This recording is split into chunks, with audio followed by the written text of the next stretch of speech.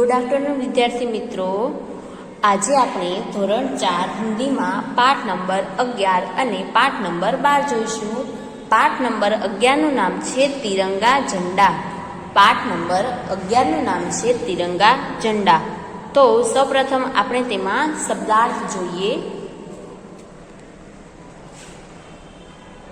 શબ્દાર્થમાં કેસરી એટલે કે કેસર જેવો રંગ, કેસરી એટલે કેસર જેવો રંગ, હરા એટલે લીલો, નીલા એટલે વાદળી, શાન એટલે ગૌરવ, સન્માન એટલે આદર અથવા માન.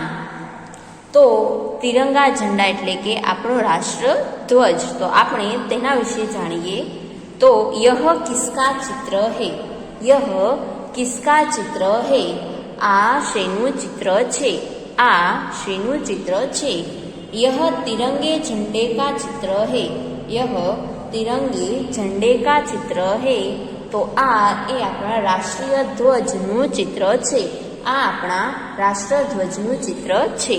यह स्वतंत्र यानी कि आजाद भारत का झंडा है, यह स्वतंत्र भारत का झंडा है, આ આપણો સ્વતંત્ર ભારતનો ધ્વજ છે, આ આપણા આઝાદ અથવા સ્વતંત્ર ભારતનો ધ્વજ છે.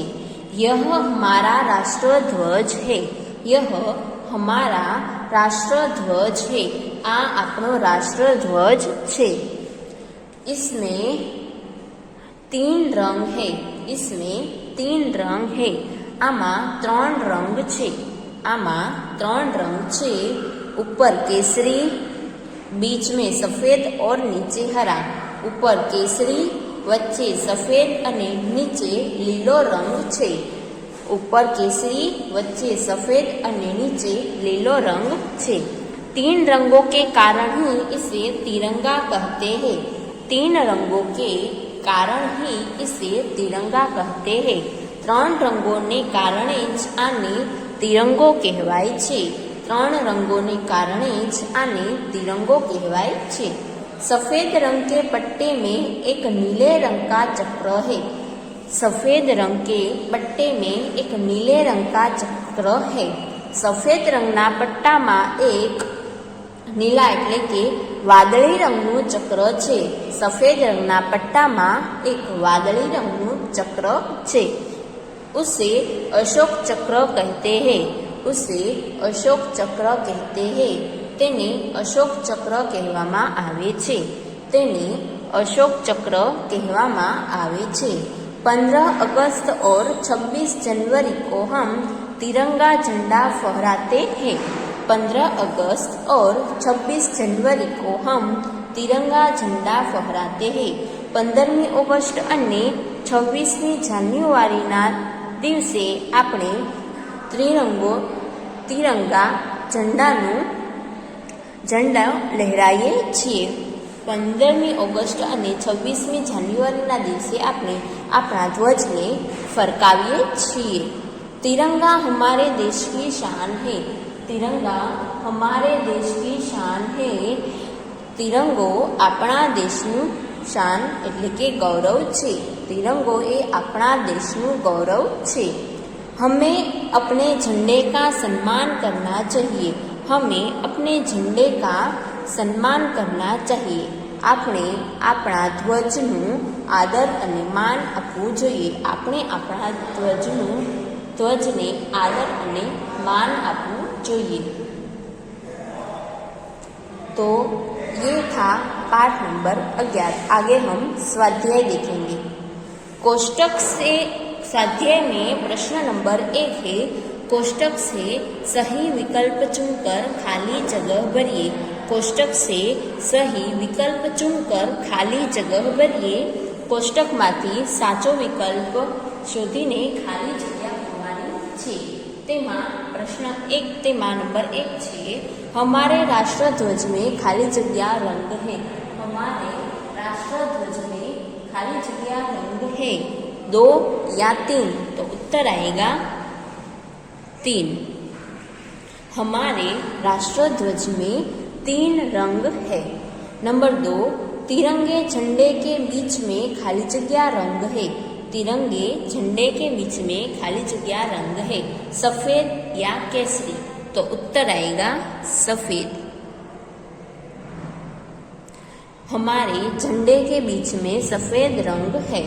नंबर 3, तिरंगा हमारे देश की खाली जगह है। तिरंगा हमारे देश की खाली जगह है, शान या शर्म? तो उत्तर आएगा शान। तिरंगा हमारे देश की शान है। नंबर 4, सफेद रंग के बीच में खाली जगह है।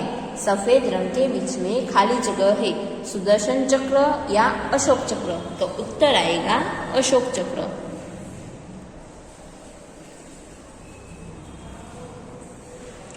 सफेद रंग के बीच में अशोक चक्र है। नंबर 5, तिरंगा खाली जगह देश का झंडा है।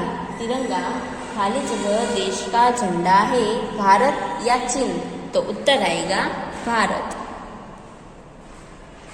तिरंगा भारत देश का झंडा है।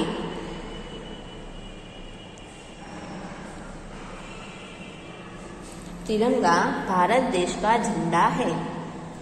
तो ये था हमारा पाठ नंबर 11। आ तो आपनो पाठ नंबर 11 અને તેનું સ્વાધ્યાય। આગળ આપણે જોઈએ પાઠ નંબર 12। પાઠ નંબર 12 જેનું નામ છે भेड़िए की सुंदरता। पाठ नंबर 12 भेड़िए की सुंदरता એટલે વરુની સુંદરતા। તો તેમાં આપણે સૌપ્રથમ શબ્દાર્થ જોઈએ। भेड़िया એટલે કે વરુ, भेड़िया एटले वरु, बहुत एटले खूब, आईना एटले दर्पण, सूरत एटले चेहरो, डरावनी एटले डरामणी। भेड़िया एटले वरु, बहुत एटले खूब, आईना एटले दर्पण, सूरत एटले चेहरो, डरावनी एटले डरामणी। तो आपणे नीचे बे चित्र आपवामां आव्या छे। तो ते चित्रमां शुं वार्ता छे ते आपणे आगळ पाठमां जोईए। तो एक भेड़िया था, एक भेड़िया था, एक वरु हतु, वह अपने को बहुत सुंदर समझता था, वह अपने को बहुत सुंदर समझता था, ते पोताने खूब ज सुंदर मानतो हतु, ते पोताने खूब ज सुंदर मानतुं हतुं। एक दिन जंगल में उसे एक आईना मिल गया। एक दिन जंगल में उसे एक आईना मिल गया। भेड़िए एक दिवस तेने जंगल में एक अरीसो मळी गयो। एटले अरीसो, आईना एटले दर्पण अथवा तो अरीसो। एक दिवस जंगल में तेने अरीसो मळी गयो, एक दर्पण मळी गयुं। भेड़िए ने आईने में अपनी सूरत देखी। भेड़िए ने आईने में अपनी सूरत देखी। वरुए ते अरीसामां पोतानो चेहरो जोयो। वरुए ते अरीसामां पोतानो चेहरो जोयो। बापरे, इतनी डरावनी! भेड़ियाए જ્યારે તેમનો ચહેરો અરીસામાં જોયો તો તે બોલી ઉઠ્યો, બાપરે, એટલી બધી ડરામણી! भेड़िया अपनी ही सूरत से डर गया। भेड़िया अपनी ही सूरत से डर गया। वरु ए पोतानी सुंदरता थी डरी गयो। आईना वह छोड़कर वह भाग गया। आईना वही छोड़कर वह भाग गया। अरीसो ते त्यां ज छोड़ीने भागी गयो। तो आमां एक सुंदर मजानी वार्ता आपवामां आवी छे। एक वरु हतो, ते पोताने खूब ज सुंदर समजतुं हतुं। एक दिवस जंगलमां तेने एक अरीसो मळी गयो। एक दिवस जंगलमां तेने अरीसो मळी गयो अने तेणे अरीसामां पोतानो चेहरो जोयो तो ते बोली उठ्यो, बापरे, एटलो बधो डरावनो! त्यारबाद ते वरु પોતાના ચહેરાથી ડરી ગયો અને તે અરીસો ત્યાં જ છોડીને ભાગી ગયો। આ હતો આપણો પાઠ નંબર 12 भेड़िए की सुंदरता। अब हम आगे उसका स्वाध्याय देखेंगे। હવે આપણે આગળ તેનું સ્વાધ્યાય જોઈએ।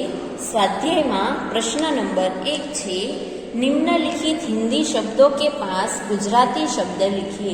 निम्नलिखित हिंदी शब्दों के पास गुजराती शब्द लिखिए। नीचे आपेला हिंदी शब्दों ની સામે गुजराती शब्द લખવાના છે। સૌપ્રથમ સુરત. સુરત એટલે ચહેરો. તો આપણે અહીંયા લખીશું ચહેરો. સુરત એટલે ચહેરો. ભેડિયા એટલે વરુ. ભેડિયા એટલે વરુ. આઈના એટલે દર્પણ અને અરીસો પણ કહી શકીએ. આઈના એટલે દર્પણ અથવા અરીસો. ડરાવણી એટલે ડરામણી. ડરાવણી એટલે ડરામણી. બહુત એટલે ખૂબ જ. બહુત એટલે ખૂબ. જંગલ એટલે જંગલ. ફરી જોઈએ. સુરત એટલે ચહેરો. ભેડિયા એટલે વરુ. આઈના એટલે દર્પણ અને અરીસો. ડરાવણી એટલે ડરામણી. બહુત એટલે ખૂબ. જંગલ એટલે જંગલ. આ છે પ્રશ્ન નંબર 1. આગળ જોઈએ પ્રશ્ન નંબર 2. નિમ્નલિખિત પ્રશ્નો કે ઉત્તર लिखिए. નીચે આપેલા પ્રશ્નોના જવાબ લખો.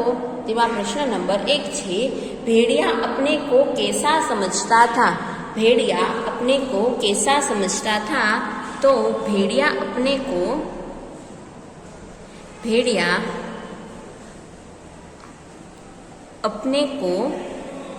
बहुत सुंदर समझता था.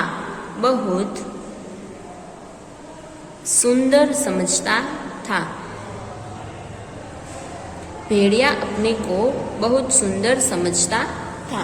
भेड़िया अपने को कैसा समझता था. तो भेड़िया अपने को बहुत सुंदर समझता था.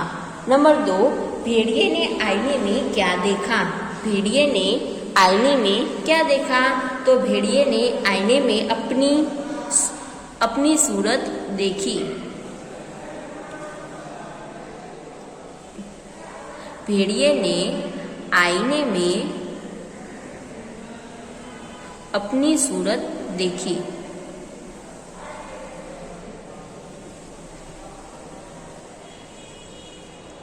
भेड़िए ने आईने में अपनी सूरत देखी. नंबर 3, भेड़िया क्यों भाग गया. भेड़िया क्यों भाग गया. तो भेड़िए ने अपनी सूरत से डर गया, इसीलिए वो भाग गया. तो भेड़िया अपनी सूरत से डर गया. भेड़िया अपनी सूरत से डर गया, इसलिए वो भाग गया.